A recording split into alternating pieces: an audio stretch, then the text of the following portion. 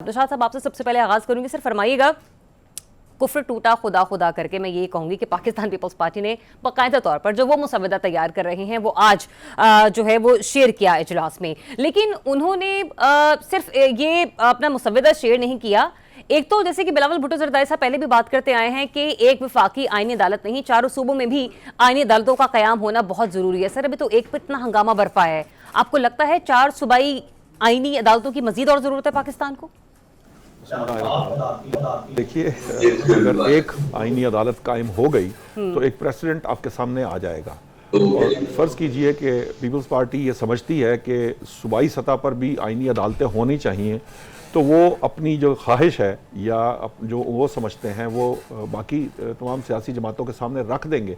अब तो ये मामला जो है वो आपने खुद कहा कि कुफर टूट गया, तो चूंकि वो टूट चुका है तो अब जो मामला है वो सारा ज़ेरे बहस आएगा। फ़र्ज़ कीजिए कि उनकी ज़रूरत महसूस नहीं होती तो यकीनन उसकी जो बाकी जमातें हैं उसकी तायीद नहीं करेंगी, और अगर उसकी ज़रूरत वो पीपल्स पार्टी ये उसको बावर कराने में कामयाब हो जाती है बाकी से सियासी जमातों को कि इनकी ज़रूरत है, तो यकीनन उसे मंजूर भी कर लिया जाएगा। कभी भी नौशाद साहब ये कह रहे हैं, बिलावल भुट्टो साहब आईनी अदालत और मौलाना कह रहे हैं आईनी बेंच, यहाँ पर अभी भी एक डेडलॉक है, लेकिन कहीं ना कहीं खबरें ये भी हैं कि सब कुछ तय हो चुका है पसे पर्दा। जिस दिन फलस्तीन के मामले पर ऑल पार्टीज कॉन्फ्रेंस हुई थी, ये जो आज कुछ हो रहा है और कल भी होने जा रहा है, जिस तरह के बार बार पार्टी इजलास होंगे, ये सब एक दिखावा है। Is that true?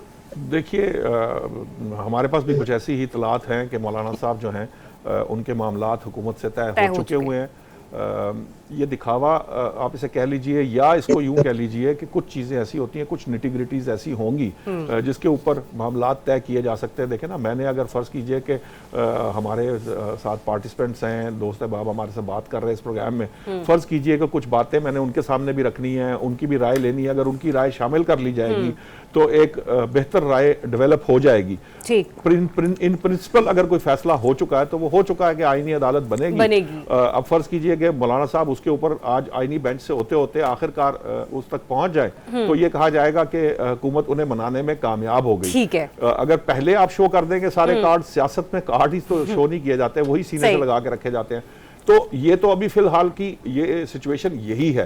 अब मसला ये नहीं है, मसला मौलाना फजलुर रहमान का नहीं है, मसला पाकिस्तान तहरीक इंसाफ का है। अच्छा, पाकिस्तान तहरीक इंसाफ का जो मसला है ना, उस पर भी एक मेरा सवाल है। नसीम सिद्दीकी साहब से मैं इसका जवाब देना चाहूंगी। सिद्दीकी साहब, बड़ी कुछ अलग सी चीजें हो रही हैं इन 2-4 दिनों में। जो कल हुआ वो यकीनी तौर पर, एक परसों रात जो हुआ वो इंतहाई खुशाइंद अमल था। एक तरफ मोहसिन नकवी, एक तरफ अली अमीन गंडापुर साहब, एक तरफ फैसल करीम कुंडी साहब। ठीक है, ये मंजर भी हमारी आंखों ने देखा। दूसरा ये भी है कि ये पाकिस्तान तहरीक इंसाफ जो कहा करती थी कि वो किसी भी किस्म की कमेटी का हिस्सा नहीं बनेगी हुकूमती सतह पर, अब उसके मेंबरान आज खुद इस कमेटी के इजलास में शरीक भी हुए कि जहां पर ये मुसव्वदा शेयर किया गया और बाकी तमाम जमातों ने शिरकत की। सर, आपको लग रहा है कहीं ना कहीं मामला तय हो रहे हैं और कुछ ऐसी कोशिश की जा रही है कि दोनों लिहाज से विन विन सिचुएशन हो जाए?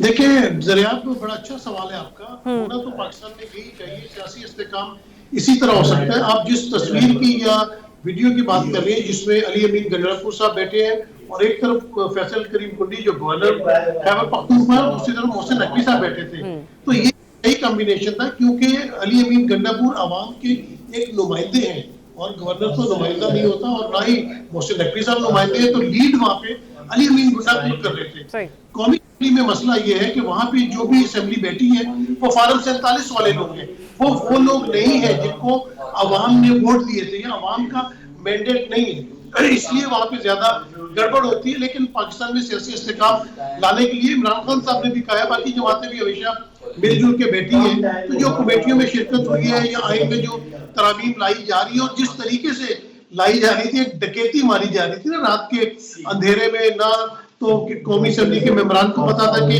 क्या तरामीम आ रही है, क्या मसवदा है, और उस आइन में मजीद आप तरामीम पे तरामीम करते चले जा रहे हैं, और वो भी किसी एक शख्स के लिए।